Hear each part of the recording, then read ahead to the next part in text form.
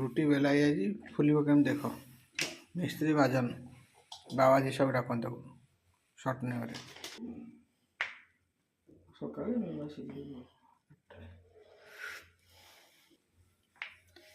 20 ଜଣ ବା 20 ଜଣ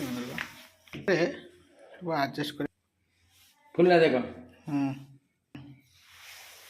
ପୁରା ଫୁଲିଯିବ। ପୁରା ଫୁଲିବ। ନ ଫୁଲିଲା ଦେଖୁନ ପୁରା ଫୁଲିକି ରହିବ।